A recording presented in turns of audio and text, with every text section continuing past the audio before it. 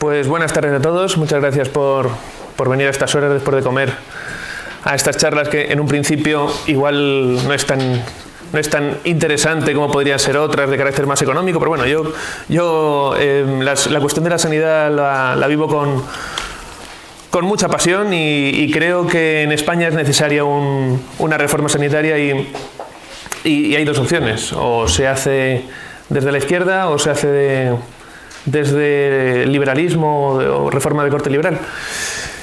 Yo soy padre de familia, soy médico, he estado trabajando en gestión, tanto en la sanidad pública como en la privada. Formo parte ahora mismo del equipo de Jorge Azcón en la alcaldía de Zaragoza y llevo la coordinación general de Acción Social y Familia.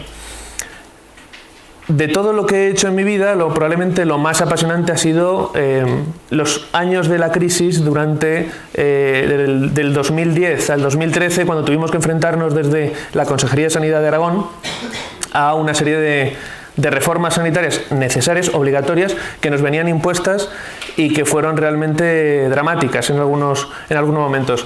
Y eso me hizo reflexionar y la formación desde entonces en gestión ha sido más, mi formación ha sido pues más ligada a pensar cuáles son las posibilidades reales, no teóricas, que también las trataremos, para poder resolver una serie de problemas que nos van a venir en el mundo de la sanidad. No sé si os suena este señor, supongo que sí. Adam Smith habló de la riqueza de las naciones, o su libro famoso Riqueza de las Naciones. Para los gestores sanitarios, la verdadera riqueza de las naciones es la salud de la gente que vive en ellos. Esto algunas veces cuando lo he defendido pues es bastante polémico, pero realmente no te sirve de nada que la economía vaya muy bien si tienes una población absolutamente enferma. De tal modo que ahora trabajaremos esto, pero para un liberal decir lo que voy a decir ahora es complicado, pero yo creo en un sistema público de sanidad y creo que tiene que existir y creo que es necesario, porque probablemente es el punto en el que hay más consenso social a nivel, digamos, de la sociedad, tanto de la derecha como de la izquierda. El colchón que ofrece, la red de seguridad que ofrece disponer de un sistema sanitario público que te va a cuidar pase lo que pase, aporta un grado, aporta un plus en la capacidad que tiene la población de ejercer luego determinadas actuaciones. Incluso la población los ciudadanos están dispuestos a asumir un grado de ineficiencia en el sistema con tal de que exista. Esto se ha discutido en muchas ocasiones, pero yo creo que sería un desastre, sería dramático para cualquier país ahora mismo en la Europa occidental hacer que desapareciera este colchón, esta red de seguridad que supone un sistema público de salud. En teoría, en un país perfecto, pues lo ideal sería que la sanidad pues gastara poco, que la población tuviera buenos hábitos de salud y que la prevención primaria, que la salud pública fuera muy potente. Esto no ocurre en ningún sitio del mundo. Y cada país tiene sus características. Nosotros en España tenemos nuestras circunstancias que son muy positivas, nos favorecen. Tenemos buena genética, tenemos sol, tenemos un clima adecuado para la supervivencia, de tal forma que tenemos siempre la esperanza de vida, pues la primera, la segunda, la tercera, vamos ahí, ¿no? Y son factores en los que no interviene el sistema de salud, pero si además tenemos un sistema bueno, pues efectivamente mejora aún la calidad de vida y mejora la supervivencia. El principal problema que tiene nuestro sistema es obviamente el gasto. El gasto ya es extraordinario, ya es exacerbado y se va a disparar. Se va a disparar. Va a ser inasumible. Esto lo trataremos más adelante. Me voy a retrotraer unos cuantos años. El origen de la gestión sanitaria empezó en las cuevas. en el Neolítico, con las tribus primordiales, cuando se hacían actuaciones sanitarias muy básicas. Entenderéis luego por qué me retrotraigo tanto y por qué hablo de esto. En aquel momento las tribus primordiales tenían a los sanadores, a los chamanes, los tenían viviendo fuera de sus centros fuera de sus poblaciones. Vivían apartados para que pudieran. Eran una élite distinta a la dirigente, pero eran élite. Disponían de tranquilidad, tenían recursos suficientes como para poder estudiar y eran unas personas muy reconocidas dentro de su población. Muchos siglos después apareció el primer hospital que se tiene constancia. Antes hubo otros enodoquios, hubo hospitales, pero el primero que se tiene constancia oficial fue el de la isla Tiberina en Roma. Y esto, no sé si lo conocéis, pero es una leyenda muy chula, que hubo una plaga en el siglo, parece que fue el siglo III o I, no me acuerdo si era I de antes de Cristo, no me acuerdo qué, pero hubo una plaga en Roma. Y mandaron emisarios a Grecia para pedir ayuda a Esculapio, al dios de la medicina. Y trajeron, lo que les dijeron allí en el templo de Esculapio fue que se llevaron una serpiente. La serpiente la llevaron a Roma y nada más dejarla en el suelo, lo primero que hizo fue escaparse, como es obvio. Si fuera serpiente también lo haría. Y acabó en la isla Tiberina y lo entendieron como una señal. Dijeron, pues aquí hay que poner un templo a Esculapio. Y allí es donde se trataba especialmente a los esclavos que estaban enfermos o que eran viejos. Y digo esclavos porque generalmente las élites no se querían mezclar. Pero es verdad que es el primer centro donde se tiene constancia que hubo asistencia sanitaria, digamos, reglada. En cambio, la primera red hospitalaria, que no eran centros independientes unos de otros, repito, los hospitalia, los enodoquios, que eran centros generalmente religiosos, cristianos, estaban aislados unos de otros, no había comunicación entre ellos. Posteriormente, unos mercaderes en el siglo XI, en la República de Amalfi, pidieron permiso al sultán de Egipto, ¿cómo se llamaba? Usjafer, se llamaba, lo tenía que apuntar porque no me acordaba. Usjafer, y les dio permiso para abrir un hospital para tratar a los peregrinos que iban a Tierra Santa. Este hospital estaba al lado del Santo Sepulcro y se nombró, se abrió en nombre de San Juan Bautista. Ahí es donde comenzó la Orden de San Juan de Jerusalén. Posteriormente abrieron otros centros en San Juan de Acre, en Limasol, en Chipre, y luego, siglos después, en Malta, cuando fueron expulsados de Tierra Santa. Y esta red tenía, en todos los centros, tenían una gran cruz de la República de Amalfi en lo alto, para que se viera que era un centro sanitario, para que se identificara como que si usted quería ir allí, le iban a tratar, le iban a curar. De tal forma que ahí se encuentra el origen de la primera red hospitalaria. Es decir, yo formo parte de la red Floria Blanca, no sé si la conocéis.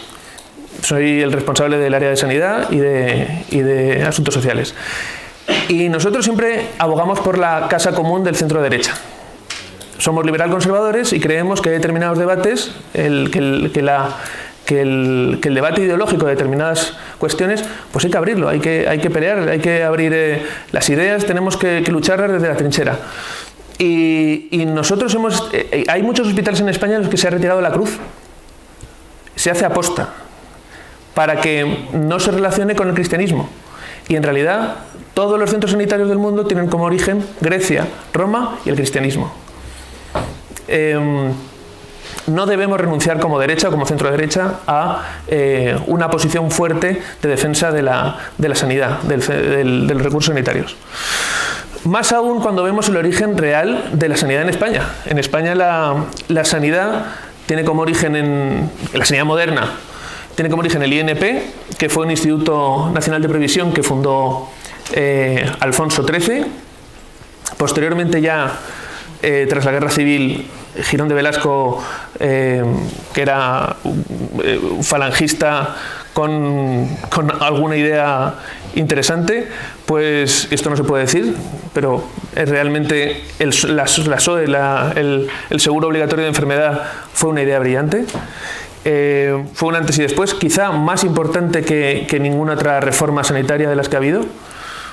Después, en el 74, hubo la Ley General de Seguridad Social y posteriormente ya la General de Sanidad en el 86, que es la que ahora mismo tenemos. Es decir, las reformas sanitarias que ha habido en España no son patrimonio de la izquierda. A lo largo de los últimos 100 años, 100 y pico años, ha habido una serie de reformas que han mejorado la estructura y el sistema sanitario español y no lo puede patrimonializar la izquierda en exclusiva. Nuestro sistema sanitario actual es un sistema tipo Beveridge. No sé si sabéis la diferencia entre los sistemas Beveridge y los sistemas Bismarck. Pues los sistemas Beveridge básicamente son el Sistema Nacional de Salud, que eran un ministro inglés que ideó un sistema de cobertura sanitaria pública que caló que es el actual, el que tenemos nosotros en España, y que caló tanto en Reino Unido como en Irlanda como en los países nórdicos. Nosotros llegamos más tarde y Portugal, España e Italia también adoptó ese modelo. Pero Centro Europa se basó en el modelo de Bismarck, que era un modelo de seguros, es decir, solamente tenía posibilidad de ir a una red de hospitales, a una red de asistencia sanitaria, a aquellos que trabajaban. Es decir, usted al trabajar tenía obligación de contratar un seguro y ese seguro era el que le daba acceso a asistencia sanitaria. Centro Europa, emulando a Alemania, pues adoptó los sistemas bismarckianos y nosotros en España, en el 86, pues copiamos el Sistema Nacional de Salud inglés.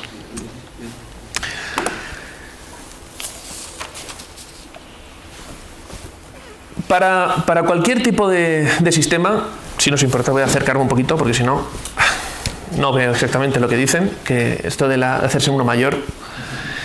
Vamos a ver, en todos los sistemas sanitarios coinciden tres agentes primordiales. Los tres agentes que son necesarios para que haya un sistema sanitario son el paciente. Obviamente si no hay un enfermo no tiene sentido tratar a nadie. El profesional que tiene que tratarlo, el médico, digo médico o profesional, en este caso hay muchísimos profesionales que intervienen, pero vamos, en su origen era un paciente, un médico y un responsable gestor que dé los medios para que esa relación médico-paciente se produzca. Esto coincide en todos los sistemas de salud, pero no hay que olvidar que el paciente es la verdadera razón de ser del sistema, es decir, no hay que perder el norte. Yo esto lo repito, luego ahondaremos en los problemas de gestión, los problemas económicos que vamos a tratar, pero en gestión sanitaria no hay que perder nunca el norte, nunca hay que alejarse de lo que es verdaderamente imprescindible y es tratar a una persona enferma. No existe nada tan frágil como una persona realmente enferma. Supongo que todos habéis estado en contacto con gente, familia, personas cercanas o lejanas que han tenido enfermedades graves. Yo, por mi profesión, lo he tenido que tratar a diario. Y os aseguro que no hay nada más triste que ver una persona desesperada porque no puede recuperarse de una enfermedad grave. Nada. Y esto nos tiene que hacer pensar. Hay muchas veces que se toman decisiones políticas y se pierde, sobre todo esto lo realizan gestores que no están relacionados con la sanidad. Es decir, cambia mucho cuando un gerente de un hospital o cuando un político responsable del área de sanidad no es médico, no es sanitario. Cambia mucho, porque a veces toman decisiones muy economicistas, muy basados en la economía, en que las cuentas salgan. Yo también soy de los que cree que hay que cumplir con las normas y con las cuentas, es cierto, pero nunca sin perder la necesidad que tenemos todos de ser tratados cuando realmente lo necesitamos. Este cuadro es mi favorito, obviamente no sé si lo conoceréis, se llama The Doctor y es de Luke Fields. Este cuadro pues muestra bastantes cosas. La niña que está tumbada es la paciente, está en el centro del cuadro y está iluminada por una candela y es la verdadera estrella del cuadro. Este cuadro lo pintó Luke Fields después de pasar por una situación dramática que fue la muerte de su hijo Philip, su hijo de 1 año, por una infección. El día de Navidad. Pues tenía 1 año y no pudo superar una infección. En la que hay que pensar que esa era la época pre-antibiótica, no había antibióticos. Cualquier infección a un niño y a un adulto lo podía matar. Los recursos que tenían los médicos eran muy pequeños, eran apenas algunos ungüentos, algunas pócimas que hacían con hierbas y con extractos de plantas. Los padres estaban desesperados en una esquina. Es un cuadro realmente impresionante. Yo os recomiendo que si vais alguna vez a Londres, si vais a la Tate, que lo veáis. Desde luego yo creo que es el que mejor explica lo que significa la verdadera profesión la profesión médica. Los pacientes han cambiado mucho desde esta época en la que los padres estaban desesperados y acudían a ver si el doctor le podía salvar a sus hijas, a su hija en este caso. Pues era una actitud paternalista, es decir, el médico tenía el conocimiento, tenía la capacidad para actuar y los padres lo único que hacían es delegaban en él, ponían en sus manos la vida de su hija. Pero la actitud ha cambiado muchísimo. Ahora los pacientes son exigentes, tienen muchísimo conocimiento. A veces cuando van a la consulta se han leído varios tratados. Y es muy difícil revocar, y yo creo que es bueno, porque la medicina es inabarcable y hay veces que los pacientes muestran, te llevan, te ayudan a recibir te dan alguna información que te hace abrir determinadas posibilidades de tratamientos que ni siquiera se te habían ocurrido. Lo que pasa es que eso conlleva también una situación, y es como el paciente sabe exactamente lo que quiere, viene a solicitar no consejo ni tratamiento, sino quiero que me haga lo que yo ya sé. Muchas veces los médicos nos hemos convertido en meros intermediarios, proporcionadores del tratamiento que la persona ya ha decidido previamente que necesita. Y eso conlleva una corresponsabilidad por parte del paciente. Es decir, cuando un tratamiento se pone entre 2 personas, lo que no puede ser es que posteriormente se diga, como está ocurriendo ahora, que el médico no ha hecho todo lo posible. No se han tomado todas las medidas. Bueno, mire, usted pudo elegir, se le dio opción de elegir y eligió. Ahora la responsabilidad es de los 2. Bueno, pues no es así. Entonces, ¿qué ocurre? La situación actual de la exigencia y el conocimiento de los usuarios, de los pacientes, implica que esté haciéndose una medicina más defensiva. La medicina defensiva supone más gasto. Uno intenta protegerse. Pide más pruebas de las quizá necesarias por las posibles implicaciones legales posteriores.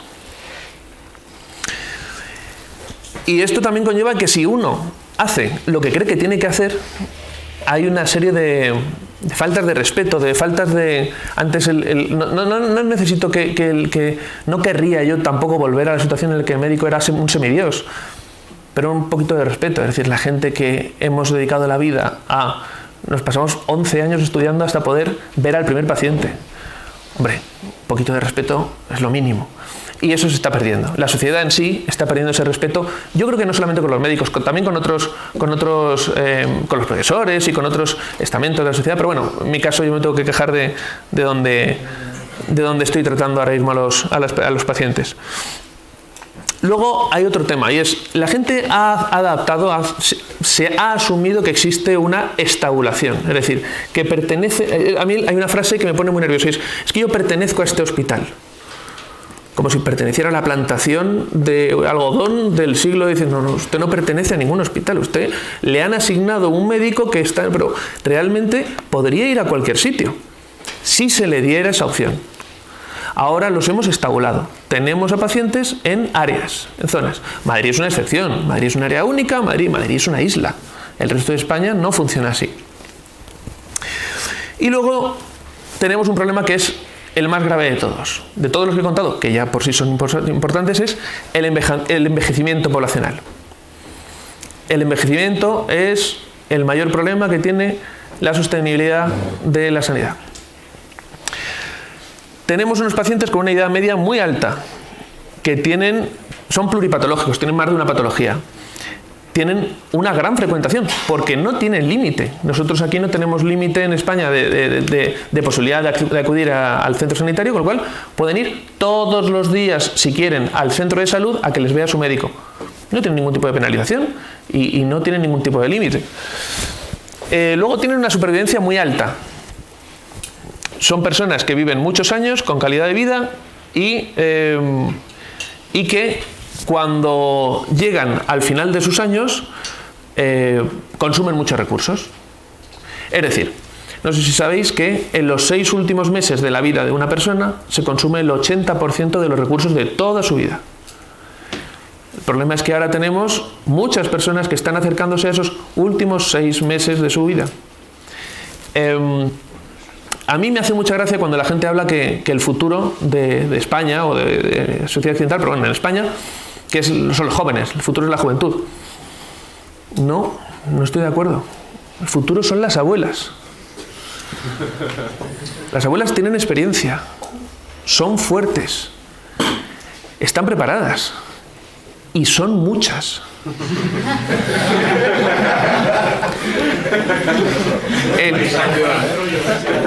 El día que se organicen nos dominarán.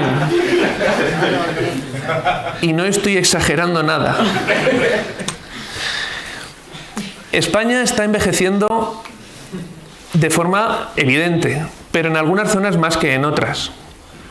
Y la perspectiva es que el envejecimiento en la zona, especialmente en la zona norte y centro, sea brutal. El hecho de que existan 17 sistemas sanitarios distintos complica la gestión.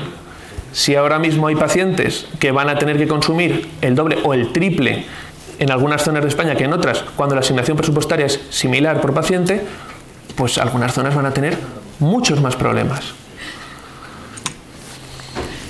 Aquí esto es lo que estaba explicando antes, ¿no? El baby boom de los 60, que actualmente está, bueno, digamos, bien. Aún la sanidad pues no la utiliza mucho, está empezando a usarla. Pero dentro de 5, 7, 10 años, yo tengo un libro que yo creo que es de los libros más raros y más increíbles que he leído nunca. Se llama Los profetas del bosque. Lo escribió un general. Es un libro, que no me escuche el editor, es un libro cutre.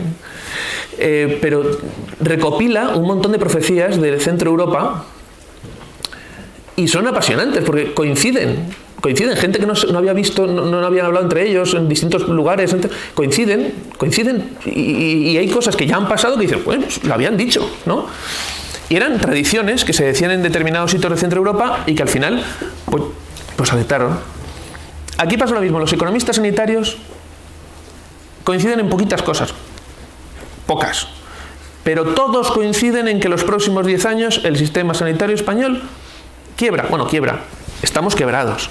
Significa que a pesar de la quiebra actual va a llegar un momento en el cual va a ser absolutamente imposible pagar, que no se va a poder pagar las nóminas. Llegará un momento. Y está en los próximos 10 años. Unos dicen 7, otros dicen 5, pero todos coinciden. Entonces, las medidas hay que tomarlas. Y ahora diréis, España está peor que otros sitios, o mejor, o igual. Hombre, o eso pasa en toda Europa. Bueno, España está mucho peor que otros sitios, muchísimo peor. Es decir, la perspectiva en España es terrible a nivel sanitario. Por el sistema de salud que tenemos, que es un sistema nacional de salud, que se sustenta de impuestos y que tiene una cartera de servicios amplísima, y por factores demográficos. No vamos a poderlo pagar, imposible. Con lo cual, ya hemos asumido, primero, que la derecha, que el centro-derecha, que el liberalismo no debe renunciar a la lucha ideológica de una reforma sanitaria. Y estoy asegurando por cuestiones meramente demográficas que va a ser absolutamente imposible de sostener. Con lo cual algo habrá que hacer. El problema es, como decía en una carta el presidente del Consejo de Indias, Juan de Obando, a Felipe II, dice: lo primero que hay que saber es qué tenemos, qué debemos, qué nos falta y finalmente dónde nos vamos a proveer de lo que nos falta. Y esto no lo hemos hecho todavía. O mejor dicho, análisis hay decenas, muchísimos. Otra cosa es que la gente le haya hecho caso a esos análisis o tenga algún interés en aplicar determinadas medidas que ya se han analizado. Hemos hablado de los pacientes, ¿verdad? Pues ahora vamos a hablar de los profesionales sanitarios. El principal activo del sistema.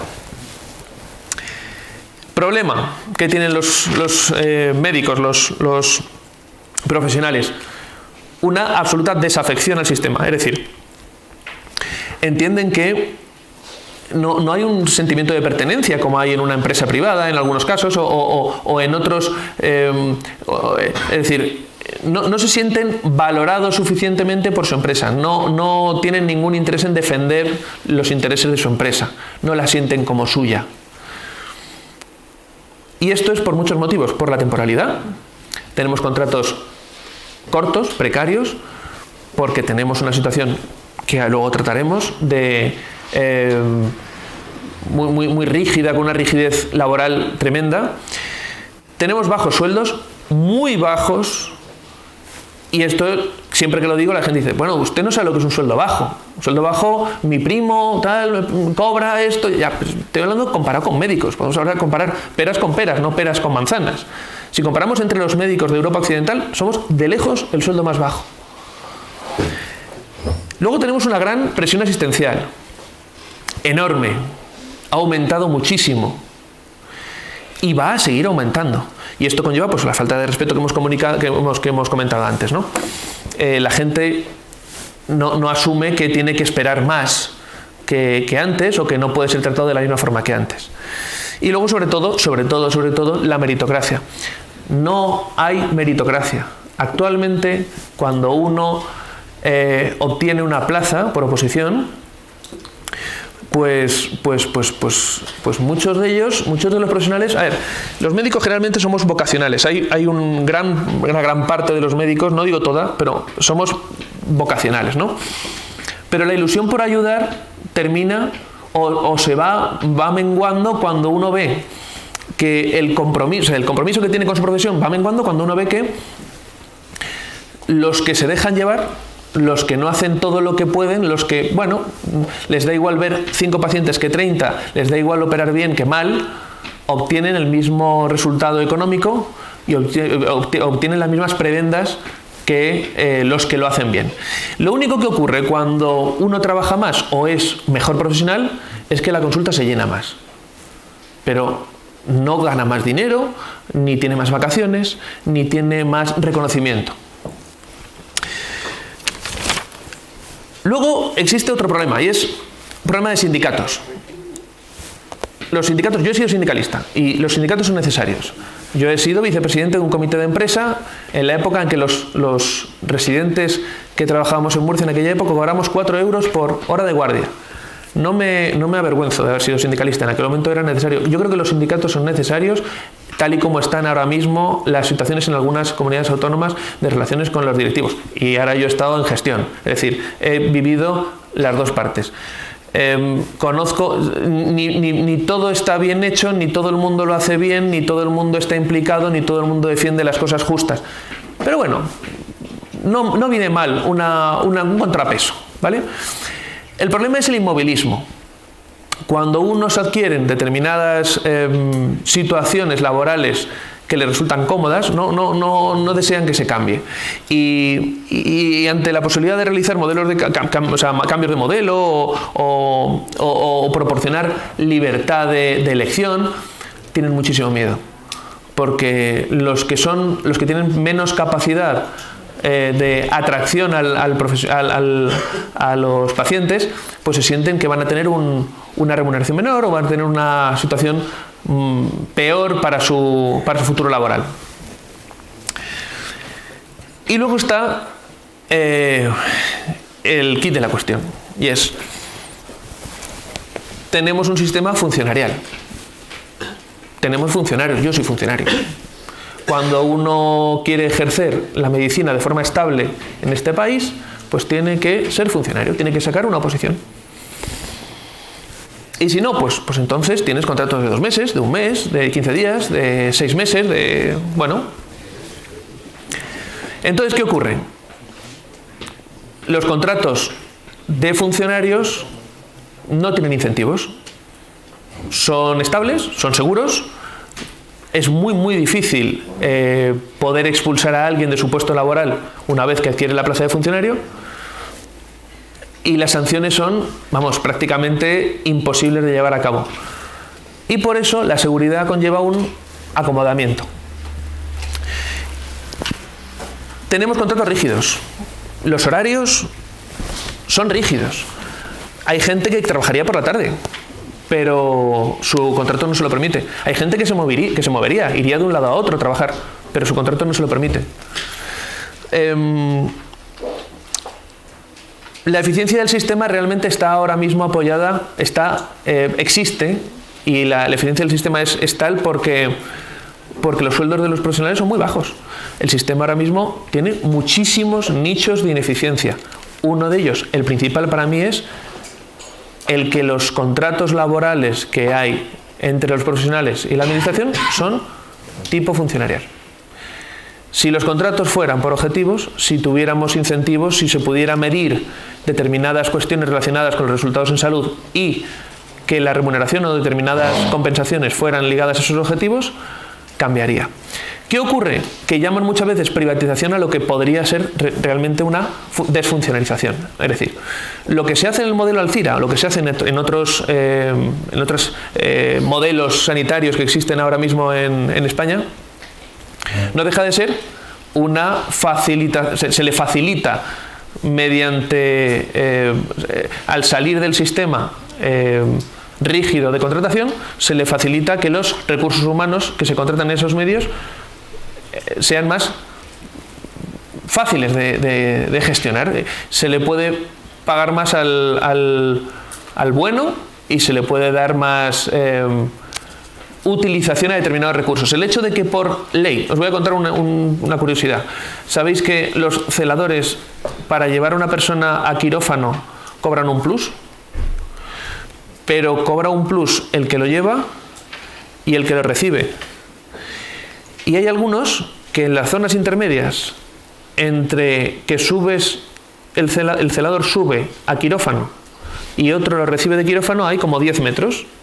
Si no reciben compensación, si no reciben un plus por esos 10 metros, a veces al paciente lo desplazan, pero no lo acompañan.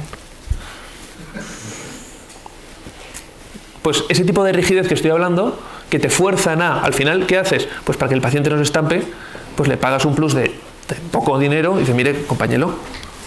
¿Vale? Pero esto son ejemplos tontos que son reales, ¿eh? Esto nos ocurre a nosotros. Por lo tanto, hay que modificar la transferencia de riesgo. Es decir, la transferencia de riesgo de los profesionales, ahora mismo el riesgo es nulo, prácticamente es ninguno.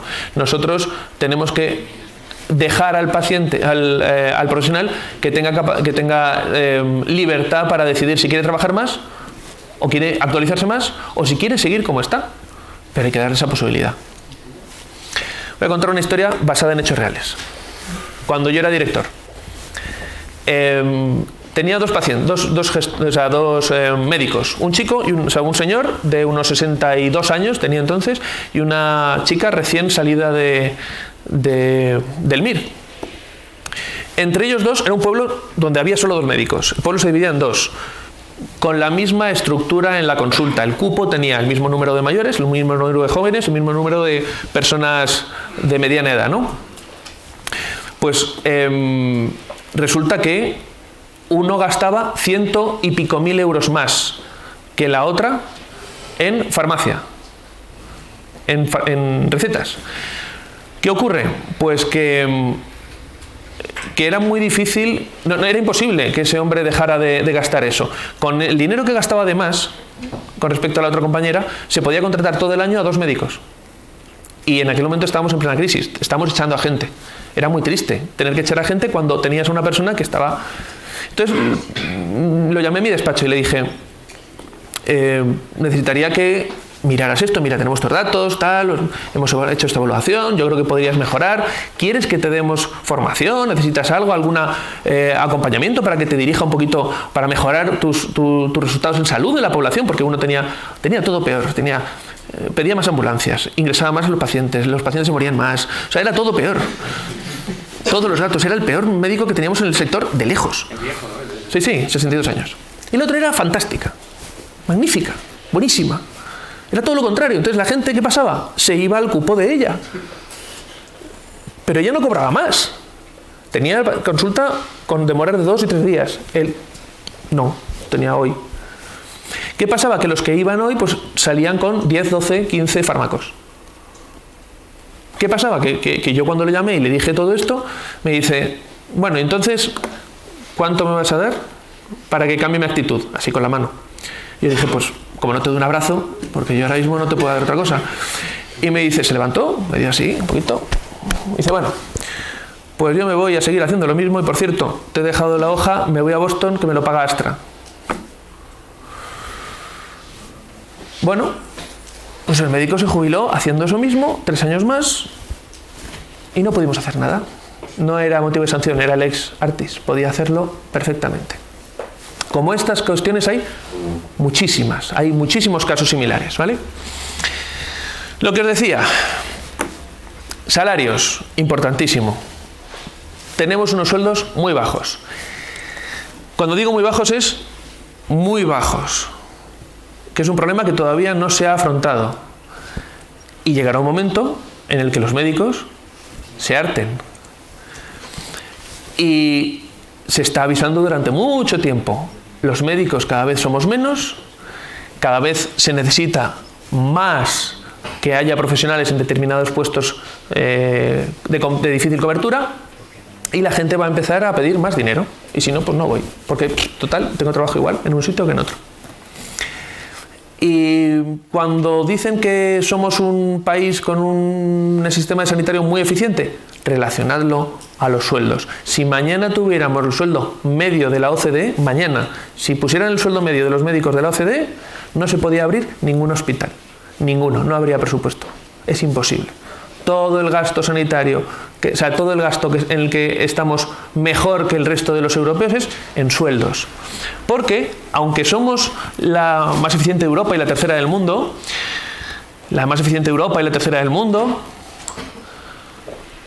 anda, resulta que es más cara que la media europea. Somos caros.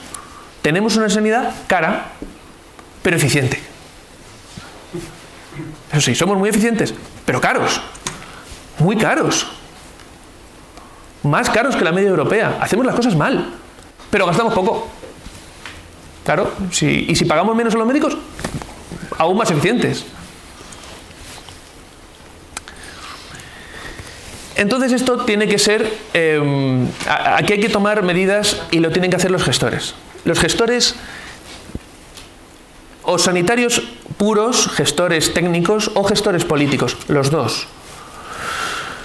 Hay tipos de gestores que son pues, los líderes que quieren echar para adelante y venga y vamos a cambiar las cosas basados en la eficiencia, buscando la innovación, buscando nuevas medidas. Y luego están los cumplidores. Los cumplidores que dicen, oye, aquí que haya paz social, me han nombrado, voy a estar 4 años y bueno, pues toda la vida se ha hecho así, a mí no se queja nadie y tal. Generalmente los líderes con eficiencia, con capacidad de mover las masas y de cambiar las cosas, son cesados el primer año. Hay un revuelo tremendo, la gente se queja y no duran mucho. Los otros sí, duran años. ¿Qué ocurre? Que al final,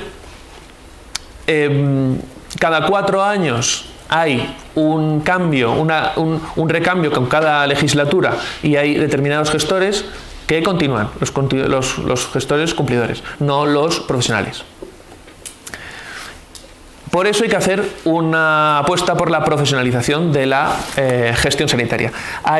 Yo he participado, he hecho 3 másteres de gestión sanitaria, uno no he terminado porque la tesina se me está atragantando, sinceramente, pero en todos los másteres donde he estado, la gente de derechas y de izquierdas, de centro y de determinadas comunidades autónomas del norte, del sur, todos pensamos lo mismo. Somos iguales en ideas sobre la reforma sanitaria. No cambia nada. Lo que sí que cambia es el impulso político que se le da a los gestores a la hora de afrontar reformas. Generalmente el apoyo político va muy ligado a la ideología local, lo que interesa en la zona, en el área, ¿no? Y luego también lo que hemos hablado antes del paciente. El paciente tiene debería tener una corresponsabilidad, el gestor debería tener, el profesional debería tener una corresponsabilidad y el gestor también, obviamente. Si los resultados económicos o los resultados en salud de la población son malos, ese gestor debe ser cesado. Pero tiene que ser un criterio técnico. Si buscamos solamente el criterio político de esta persona es de mi partido o es de mi cuerda, pues tenemos un problema muy grave. La gestión no se puede realizar con una perspectiva de proyectos a 10 años o 20 años, que son realmente los que funcionan en un hospital o en un área de salud. Otra historia basada en hechos reales. Esta es aún, para mí, más terrible, ¿no? Bueno, a mí me gusta más, es más graciosa. Es una directiva que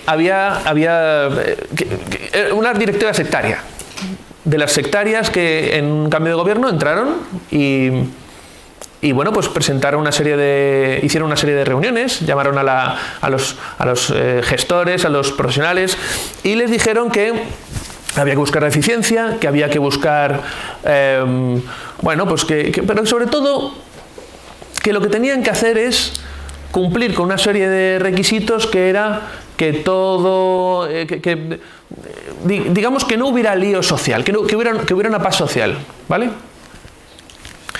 ¿Esto qué ocurre? Pues que tuvo una urgencia médica y lo tuvieron que operar. Y cuando entró el cirujano que había allí, le dijo, mire,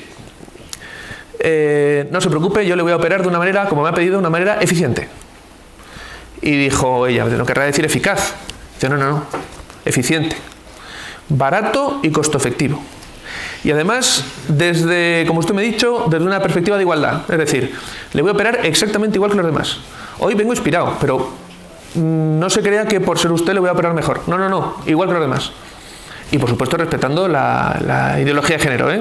Siempre. En el quirófano, hasta que no tengamos la mitad de hombres y mujeres, aquí usted no entra. Y esto es real, ¿eh? Y la mujer al final dijo, no me diga chorrada. Digo, no, lo dijo usted. Bueno, esta es la rueda de orina. La rueda de orina de los médicos, cuando aprendían en la época medieval, era terrible, ¿vale? Era terrible porque uno tenía que aprender qué significaba cada color, textura y sabor de la orina del paciente. Entonces la rueda te indicaba más o menos la patología. Y probablemente era el momento más temido por los aprendices de médicos, ¿no? Actualmente a los gestores no temen esa rueda. La rueda de la orina no es la que más temen. La que más temen es esta, la de prensa. Es increíble cuando hay un problema al que se tienen que enfrentar y tienen que hacer determinadas defensas públicas de un criterio con el que están convencidos, el que saben lo que tienen que hacer y que saben que tienen que defender, pero no se esconden. Por lo tanto, lo que decía Jerzy Lec, ahí se demuestra que determinadas personas, pues que cuando todo va a favor, va fenomenal, pero cuando la cosa no va bien, pues solamente tienen carácter algunos, otros se dejan llevar, ¿no? Voy a intentar rápidamente, ya sé que estamos mal de tiempo, pero déjame 5 minutos más, por favor, que es que termino con los mantras y hago el bordón final. Lucha contra los mantras de la medicina. La privatización de la sanidad va a ser terrible, la sanidad pública es buenísima, la privada, ¡buah!, es el demonio y son enemigos y tal. Pero resulta que luego Muface, cuando se deja elegir a las personas, dentro de las posibilidades que tienen en Muface de elegir entre la sanidad pública o la privada, más del 80% elige la privada. Es el único caso en España en el que se deja elegir y eligen la privada. Pues no será tan mala. Ni buena, es decir, no tenemos por qué decir, pero solamente datos. Los primeros y los segundos en el ranking siempre son Holanda y Suiza, el ranking de los mejores sistemas sanitarios del mundo. Pues tiene un sistema de seguros, donde la gente puede elegir. Tiene obligación de tener un seguro privado en salud y el Estado ayuda, pero pueden elegir. En Alemania lo mismo, pueden elegir. En Francia lo mismo. En Suecia, más de un 30% de los centros de salud y de hospitales del sistema público son gestionados privadamente. Es decir, donde se puede elegir, la gente elige privada en un tanto por ciento muy superior a la pública, por el motivo que sea. Luego está lo de la sanidad, no se vende, se defiende, las mareas. Ahora estaban en pleamar, ahora están en bajamar, pero volverán, no os preocupéis, ahora volverán. Y bueno, pues parece como que la sanidad, que es que quieren economizar la sanidad. Vamos a ver, es que pasa que en la pública los médicos no cobran. Claro que cobran, es decir, la gente trabaja por dinero al final. Que la privada va a ganar dinero, efectivamente, sí, y en la pública también los profesionales van a ganar en la privada y en la pública. Ahí no veo mucha diferencia. Y luego tenemos el tema de el PIB, el gasto que se destina al PIB. Dicen, es que en España se gasta poco PIB. Bueno, si el problema es gastar el PIB, gastar más PIB, se gasta. Es decir, hay que gastar un 1% más de PIB. Pues se compran gasas hasta que subes un 1% más de PIB y ya está, ya has gastado más. El problema no es gastar más, gastar bien. O gastar lo que se tenga que gastar. Pero esto es un mantra que no, es que en España se gasta poco. Se gasta lo que se gasta. Yo creo que se gasta poco y creo que se gasta mal, sobre todo. Lo importante no es que sea poco, lo importante es que se gasta, en mi opinión, mal. Luego está lo del tema de que llegan los liberales, llegan la centroderecha, que va, bueno, esto es una locura. Ahora lo que resulta es que van a poner copagos. Bueno, vamos a poner copagos. O no, yo no sé. Aquí en España tenemos un copago, solamente un copago, que es el de la farmacia. Y luego tenemos el principal copago que nadie habla, que es el tiempo. Nuestro copago en España es el tiempo. Tenemos listas de espera enormes.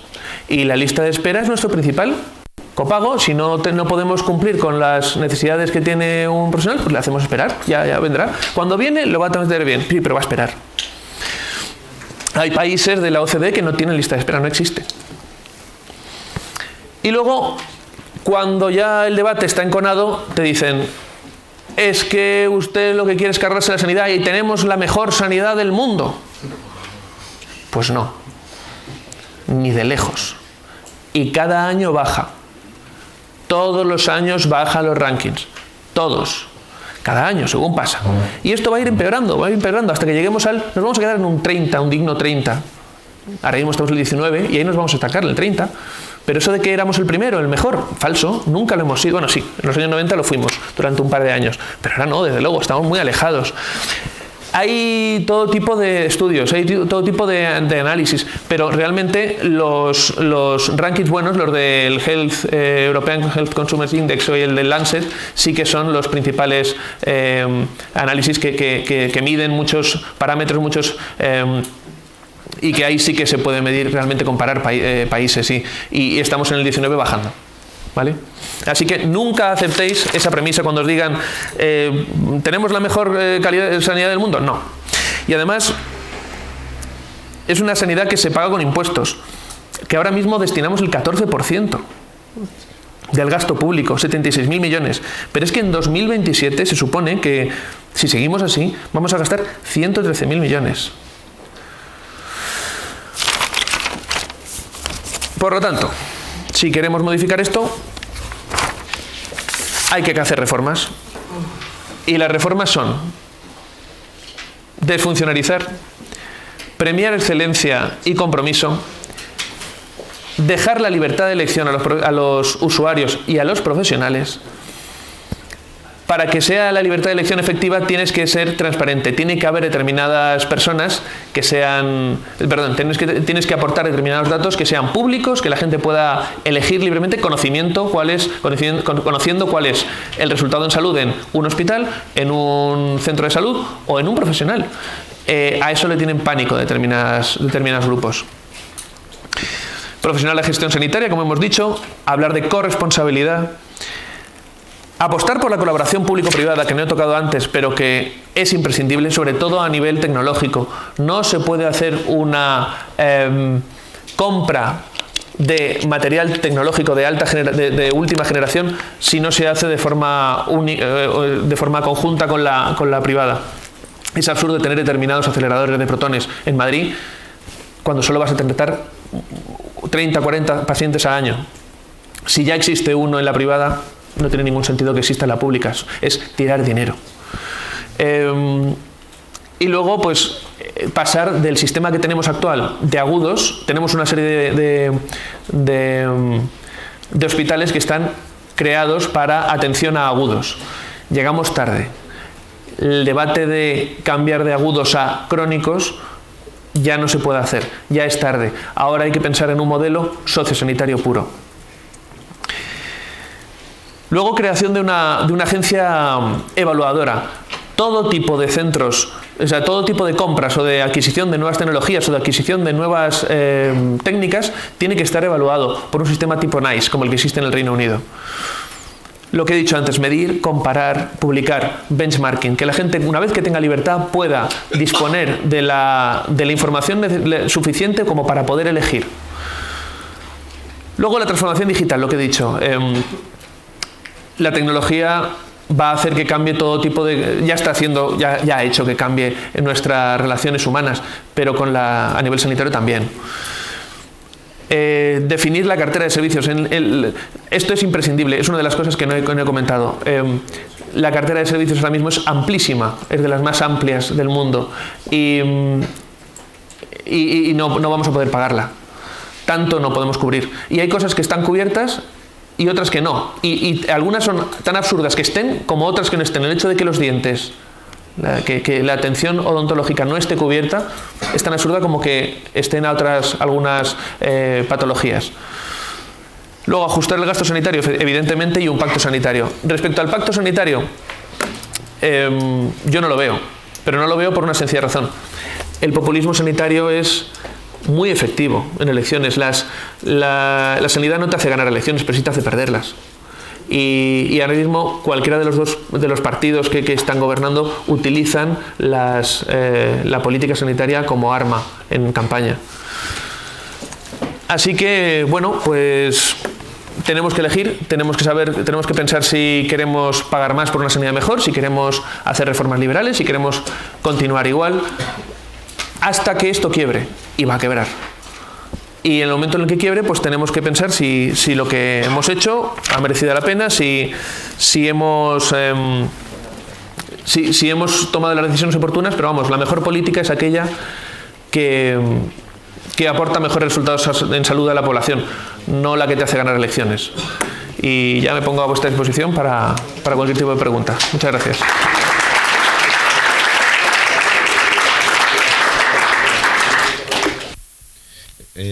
Hola, buenas tardes, doctor. Ha sido un placer escucharle. He de decir que yo ya tengo cierta simpatía por Florida Blanca desde hace un tiempo, con lo cual pues me ha gustado mucho. Ya aunque me iba a gustar igual. Ya vengo con ese bueno, yo quería preguntarle, porque bueno, entiendo que igual las preguntas irían más en torno a cómo se podría privatizar, si igual eso es suficiente o el nivel de privatización que se podría llegar. Pero bueno, yo, para cambiar un poco, quería preguntarle sobre su opinión sobre, digamos, las alternativas a la medicina, si se deberían de controlar, entendiendo como por ejemplo la homeopatía, ¿no? Y este tipo de cosas, si se deberían de controlar. Incluso yo tengo entendido que hay médicos que también la recomiendan. Entonces, bueno, quería saber su opinión sobre si se deberían de controlar más, si debería de prohibirse a los médicos y a las farmacias venderlas, o bueno, su opinión en general sobre este tipo de alternativas a la medicina convencional. Muchas gracias, profesor. Está muy claro. Y primero hay que diferenciar, cosa que a veces se confunde. Una cosa es la medicina natural y otra cosa es la homeopatía. La homeopatía no es medicina. La medicina natural sí. O sea, tomar arándanos tiene unos efectos. Tomar un extracto de arándano que está diluido, primero 1 a 10, después 1 a 100, después 1 a 1000 en agua, y eso a su vez luego se hace una grajea y te lo venden, hombre, pues no es medicina. Ni siquiera es... O sea, no provoca, desde luego nunca jamás te va a hacer daño. Jamás. Es imposible. El agua no hace daño. Pero no te va a aportar nada. Ahora, la medicina natural, sí. Hay gente que confunde la medicina natural con la homeopatía. Yo creo que hay médicos que sí que apuestan por medicina natural y que tiene función. Algunas funciones sí que son válidas, son asumibles, pero la homeopatía no. Cuando alguien te diga, estoy tomando esto de homeopatía y me va muy bien, le dices, falso, mentira. Te irá bien porque el cuerpo es maravilloso, es una máquina de autogeneración, de regeneración, pero no te está haciendo nada. Entonces, tenía que estar excluida, ya está excluida, pero ya está excluida aquí y en el resto del mundo.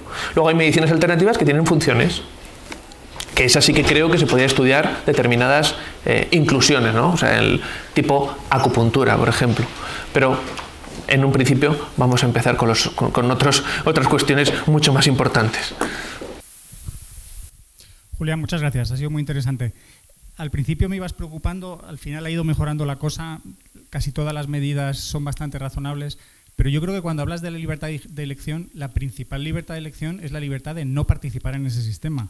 Por mucho que tú quieras un sistema de sanidad pública y te parezca indispensable, puede haber personas a quienes no nos parece así y nos estáis obligando a participar en él. Eso es una violación de la libertad muy clara. Luego, si habláis de libertad, por ejemplo, en Madrid se presume de que tienes libertad de elección de médico y de centro, ya, pero dentro del sistema público. No te dejan, no dices, oye, por favor, ¿me da usted un cheque sanitario? Que, por ejemplo, es una cosa de las que me ha sorprendido. En todas tus propuestas no estaba por ningún lado el cheque sanitario, que está en los países que mejor calidad tienen del mundo, incluyen el cheque sanitario, incluso Suecia y otros ejemplos escandinavos. Menos mal que al final has mencionado las listas de espera, porque yo cuando oía hablar lo de la eficiencia y lo barato que es, me reía un poco. Hay temas que no has tocado y parecen un poco escandalosos. ¿Sigue siendo cierto que los médicos no fichan? ¿Sigue siendo cierto que los políticos han intentado hacerles fichar y jamás lo han conseguido y el único sitio donde lo han conseguido es en Murcia?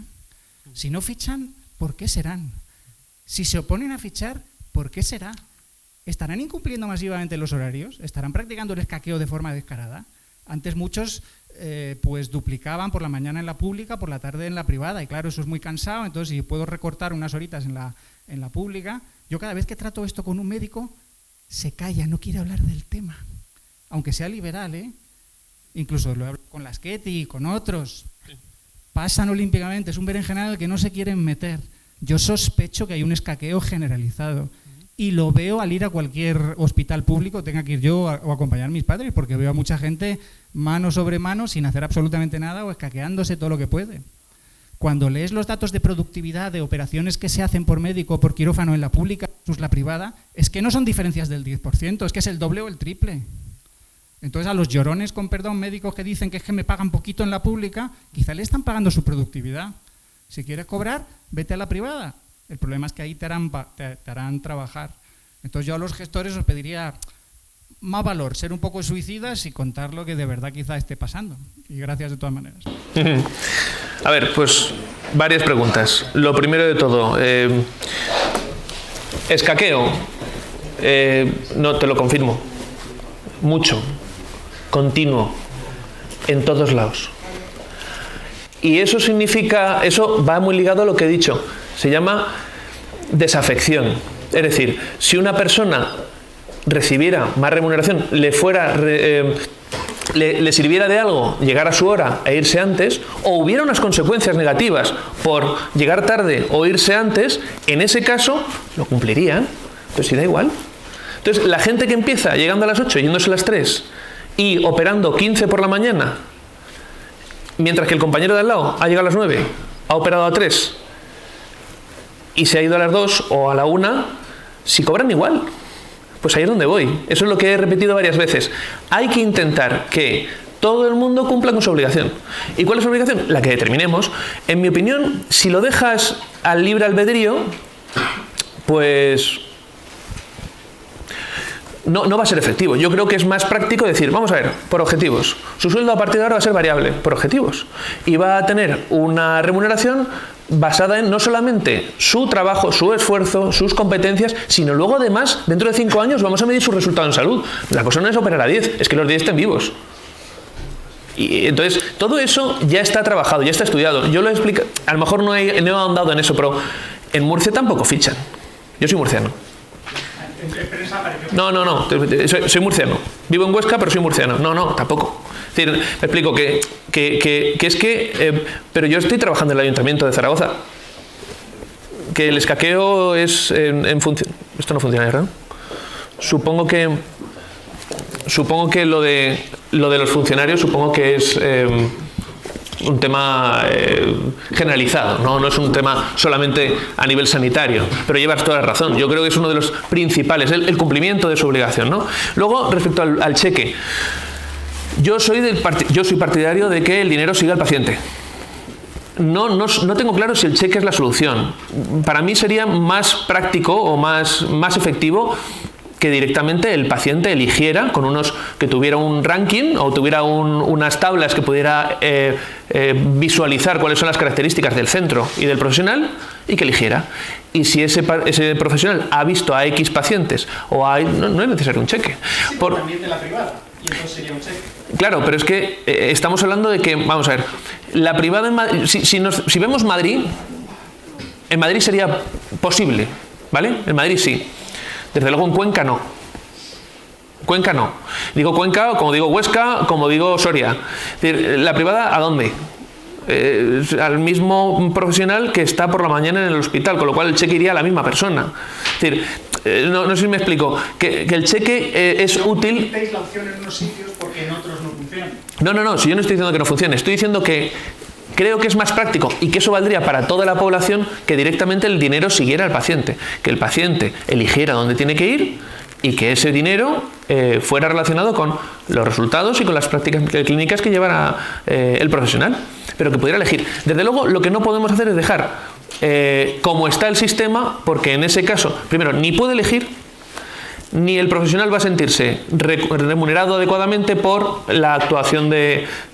sus actuaciones con los pacientes que trate. Y no sé si ha habido alguna pregunta más respecto a eso. Sí, va muy relacionada con lo que estaba comentando del cheque sanitario. ¿Qué opinas sobre el sistema singapurense de sanidad? Vamos a ver. Singapur es un sistema, para mí, fantástico en Singapur. Es decir, para Singapur vale. El problema es cómo se podría trasladar eso a cualquier país que no fuera pequeño, que cualquier persona del país tuviera accesibilidad a cualquier medio. Es que el tema de las distancias es importante en este caso, y de los recursos. Yo creo que Singapur, que el tema del banco sanitario, de los recursos que se van acumulando y que uno es responsable del gasto que hace y que tiene absoluta libertad para hacer ese gasto, me parece fantástico. Pero a día de hoy no lo veo. O sea, podría, por ejemplo, el sistema de Singapur podría valer en Madrid. Si la Comunidad de Madrid adoptara el sistema de Singapur, sería posible. Pero una vez que salieras de la Comunidad de Madrid, no creo que fuera posible llevarlo a cabo en un país grande, como España o como cualquier país de la Unión Europea.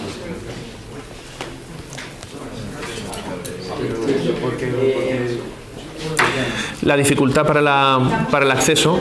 Pero si hay demanda y al final hay poca necesidad. Vamos 5 minutos por lo tanto terminar y si tiene alguna pregunta adicional al sector. Sí, vale. Solo unas instrucciones para... Le damos un aplauso.